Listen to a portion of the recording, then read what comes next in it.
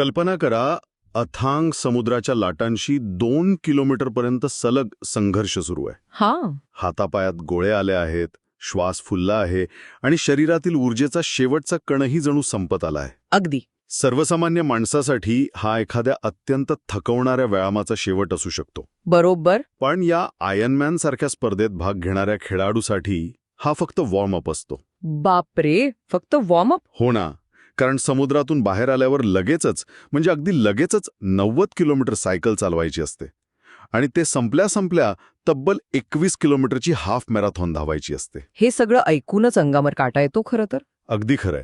या अशा जीवघेण्या आणि मानवी क्षमतेचा अंत पाहणाऱ्या स्पर्धेचा नुसता विचार करायचा असेल तरी लोक वर्षानुवर्ष सराव करतात. नक्कीच हे काही एका रात्रीत होत नाही. पण आजच्या या सखोल चर्चेत आपण एका अशा घटनेचा वेध घेणार आहोत जिथे चक्क या भयंकर आव्हानाची तयारी अवघ्या 90 दिवसात केली गेलीय. फक्त 3 महिने? काय सांगता? हो. आज आपण संतोष पाटील यांनी शब्दांकन केलेल्या एका अत्यंत प्रेरणादायी आणि थट्ट करणाऱ्या लेखावर लक्ष केंद्रित करणार आहोत. हा. तो कोल्हापूरच्या मुलाचा लेख आहे ना? हो. कोल्हापूरच्या अवघ्या 24 वर्षांचा तरुण ऋतुष मिलिंद गाडवे याने जगातील सर्वात कठीण मानल्या जाणाऱ्या या स्पर्धेत पहिल्याच प्रयत्नात मिळवलेलं हे यश आहे. आणि कोणत्याही कठीण ध्येयासाठी माझ्याकडे वेळ कमी आहे हे कारण कसं फोल ठरतं याचा आपण आज शोध घेणार आहोत. ही खरोखरच अशी घटना आहे जी आपल्याला मानवी शरीर आणि मनाच्या सीमांबद्दल नव्याने विचार करायला भाग पाडते. अगदी. कारण जेव्हा आपण अशा जागतिक स्तरावरील एक्स्ट्रीम एन्ड्युरन्स म्हणजे प्रचंड सहनशीलतेची परीक्षा पाहणाऱ्या स्पर्धेचा विचार करतो तेव्हा ती केवळ एक क्रीडा बातमी उरत नाही. बरोबर. तो एक मोठा अभ्यास ठरतो, नाही का? नक्कीच. मानवी शरीररचना आणि मानसिक कणखरता या दोन्ही पातळ्यांवर हा एक मोठा अभ्यास आहे.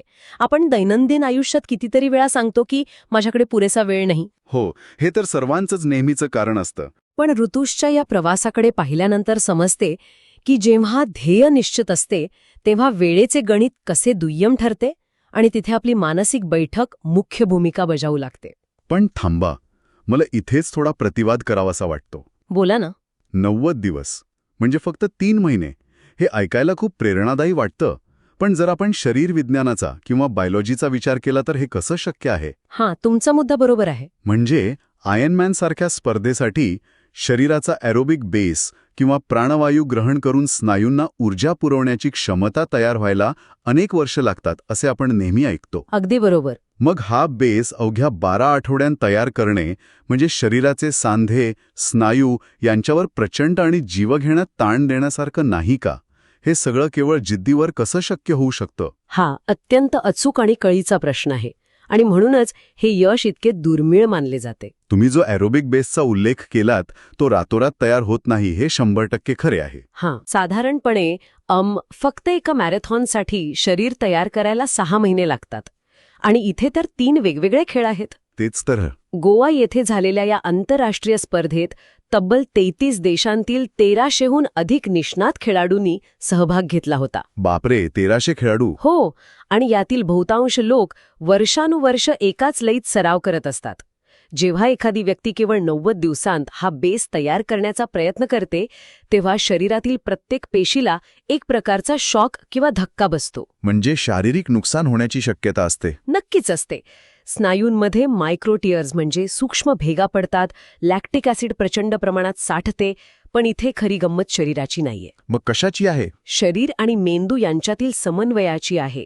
जेव्हा शरीराला अचानक इतक्या मोठ्या ताणाची सवय करावी लागते तेव्हा शरीर केवळ अडॅप्ट किंवा जुळवून घेत नाही तर ते थेट मानसिक आदेशांवर काम करू लागते. हे समजून घेण्यासाठी मी एक रूपक वापरू इच्छितो. मला सांगा, हे बरोबर आहे का? हो, सांगा ना. म्हणजे समजा एखादी व्यक्ती सलग 2 तास जमिनीवर मांडी घालून बसलीये, ज्यामुळे तिचे पाय पूर्णपणे सुन्न झाले आहेत. मुंग्या आल्यात पायाला. अगदी. आणि अचानक त्या व्यक्तीला उठून जिन्याच्या पायऱ्या वेगाने चढायला सांगितल्या तर जे होईल तसाच काहीसा हा प्रकार आहे का? अगदी चपखल रूपक आहे हे. कारण समुद्रात पोहताना शरीराचा रक्तप्रवाह आणि ऊर्जा पूर्णपणे वरच्या भागात म्हणजे छाती आणि हातांकडे वळलेली असते. बरोबर. आणि तिथून बाहेर आल्यावर लगेच सायकलवर बसून पायांनी ताकद लावणे हे तर रक्ताभिसरण संस्थेला पूर्णपणे गोंधळात टाकण्यासारखे असावे. हो, ट्रायथलॉनच्या परिभाषेत याला ट्रान्झिशन किंवा स्थित्यंतर म्हणतात आणि हाच या स्पर्धेतला सर्वात कठीण भाग असतो. म्हणजे ते पाणी आणि सायकल यामधला वेळ. हो. जेव्हा आपण आडवे पडून पोहत असतो तेव्हा गुरुत्वाकर्षणाचा प्रभाव कमी असतो, त्यामुळे हृदयाला रक्तपुरवठा करण्यासाठी फार कष्ट पडत नाहीत. समजलं. पण जसे आपण पाण्यातून बाहेर पडून उभे राहतो आणि सायकलवर बसतो तेव्हा अचानक गुरुत्वाकर्षण पूर्ण ताकदीने काम करू लागते. अरे बापरे. हृदयाला गुरुत्वाकर्षणाच्या विरुद्ध दिशेने पायांच्या स्नायूंकडे वेगाने रक्त पाठवावे लागते.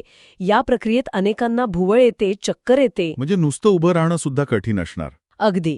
आणि त्यानंतर सायकलिंग करून झाल्यावर जेव्हा 21 किलोमीटर धावायची वेळ येते तेव्हा गुडघे आणि सांधे आधीच सायकलिंगमुळे थकलेले असतात. आणि आता त्यांना रस्त्यावरील अपघातांचा म्हणजे इम्पॅक्टचा सामना करायचा असतो. हो ना. या सगळ्या स्थित्यांतरांसाठी शरीराला सराव लागतोच, पण त्याहून जास्त गरज असते ती न्यूरोलॉजिकल म्हणजे मज्जासंस्थेच्या तयारीची.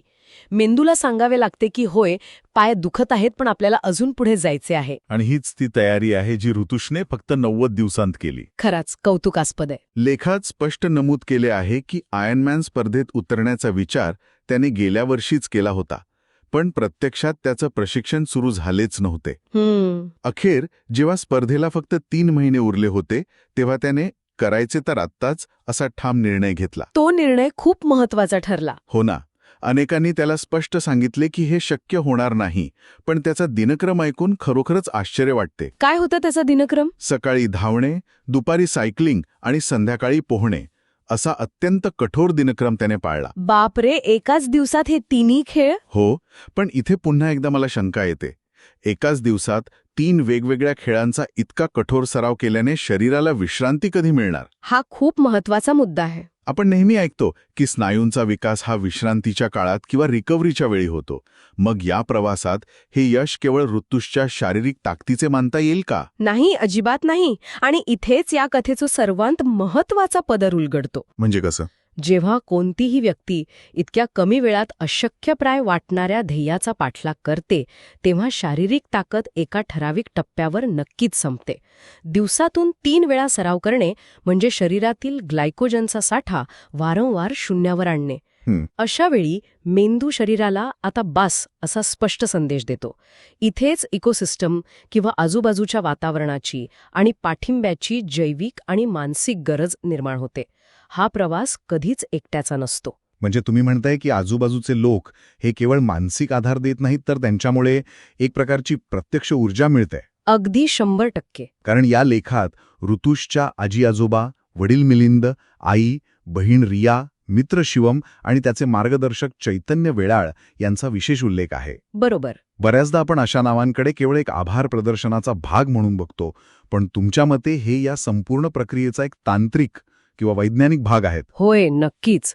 स्पोर्ट्स सायकोलॉजीमध्ये याला एक्सटर्नल मोटिवेशनल अँकर म्हणतात. बरं. जेव्हा स्नायू थकतात आणि शरीर गिवअप करू पाहते तेव्हा माणसाची स्वतःची अंतर्गत प्रेरणा कमी पडू शकते.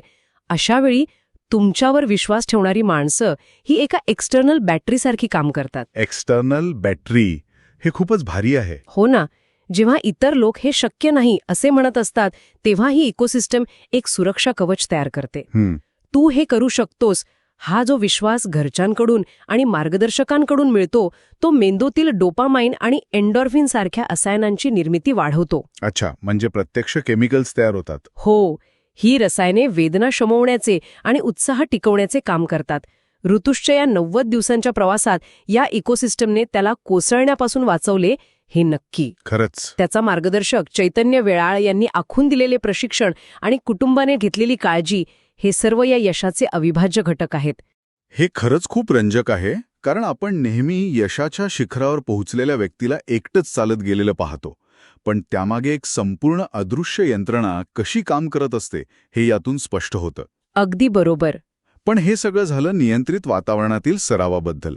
बंदिस्त आणि ओळखीच्या वातावरणात सराव करणे वेगळे आणि प्रत्यक्ष स्पर्धेच्या दिवशी येणाऱ्या अनपेक्षित संकटांना सामोरे जाणे वेगळे. हो, प्रत्यक्ष मैदानावरील परिस्थिती नेहमीच वेगळी असते. कारण प्रत्यक्ष स्पर्धेतील एक प्रसंग असा आहे जो वाचताना खरोखरच श्वास रोखला जातो. हां, गोव्यातील तो प्रसंग ना? हो, गोवा येथील ती स्पर्धा 2 किलोमीटर समुद्रातील पोहण्याचा टप्पा पार करून ऋतुष सायकलिंगच्या टप्प्यात पोहोचला होता. 90 किलोमीटरचा तो भयंकर प्रवास आणि अचानक एक अनपेक्षित घटना घडली. होय, तो क्षण या संपूर्ण प्रवासातील सर्वात निर्णायक टप्पा होता खरं तर. अगदी.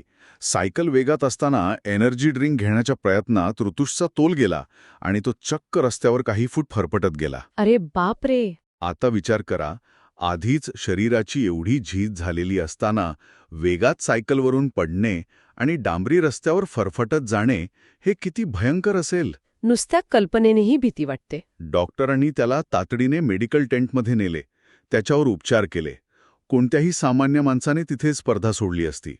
पण शारीरिक वेदना असतानाही तो अर्ध्या तासाने पुन्हा ट्रॅकवर उतरला. हे खरंच अविश्वसनीय आहे. आणि त्याने ही पूर्ण स्पर्धा 8 तास 24 मिनिटात पूर्ण केली. हे कसं शक्य आहे?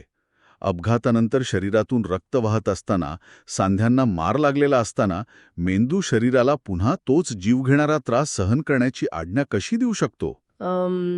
या प्रश्नाचे उत्तर सेंट्रल गव्हर्नर थिओरी या शरीरविज्ञानातील एका अत्यंत महत्त्वाच्या सिद्धांतात दडलेले आहे. सेंट्रल गव्हर्नर थिअरी म्हणजे काय? हा सिद्धांत सांगतो की जेव्हा आपण व्यायाम करतो तेव्हा आपले स्नायू थकण्याआधी आपला मेंदू आपल्याला थकल्याची जाणीव करून देतो. अच्छा, म्हणजे स्नायूंमध्ये अजून ताकद असते. हो, हे एक प्रकारे शरीराचे सेफ्टी मेकॅनिझम किंवा संरक्षक यंत्रणा आहे, जेणेकरून शरीराचे कायमस्वरूपी नुकसान होऊ नये.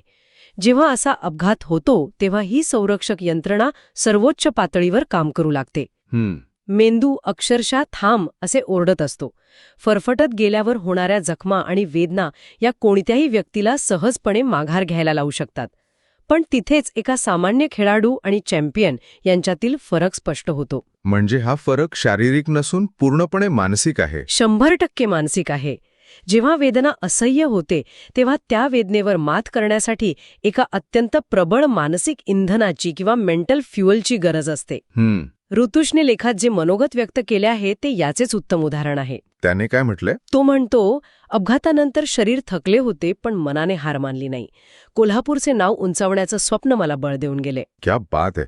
अंगावर शहारे येतात हे ऐकून. हो ना, जेव्हा ध्येय स्वतःच्या वेदनेपेक्षा मोठे होते तेव्हा मेंदू स्वतःची संरक्षक यंत्रणा तात्पुरती बंद करतो आणि ॲड्रेनालिन सारख्या संप्रेरकांचा मोठा स्त्राव शरीरात सोडतो. म्हणजे एक प्रकारची नॅचरल पेन किलर. अगदी बरोबर. या ॲड्रेनालिनमुळे तात्पुरती वेदना जाणवणे बंद होते आणि शरीराला एक अभूतपूर्व ताकद मिळते. तो अर्धा तास जेव्हा तो मेडिकल टेंटमध्ये उपचारासाठी थांबला होता तो वेळ त्याच्यासाठी नुसता शारीरिक विश्रांतीचा नव्हता. मग तो वेळ कशाचा होता? तो एका भयंकर मानसिक युद्धाचा वेळ होता. तिथे त्याने स्वतःचाच मेंदूशी युद्ध जिंकले आणि म्हणूनच तो पुन्हा ट्रॅकवर परतू शकला.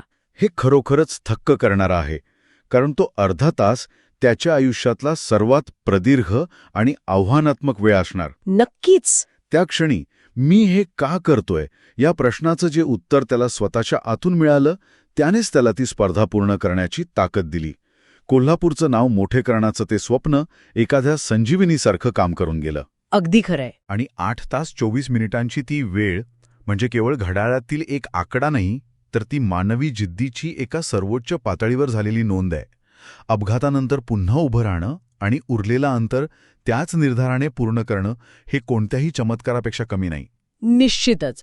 आणि म्हणूनच 24 वर्षीय ऋतुज गाडवेने पहिल्याच प्रयत्नात मिळवलेला हा आयर्न मॅन किताब केवळ एका शहरासाठीच्या क्रीडाक्षेत्रासाठी अभिमानाची गोष्ट राहत नाही. होय होय, हे सर्वांसाठीच प्रेरणादायी आहे.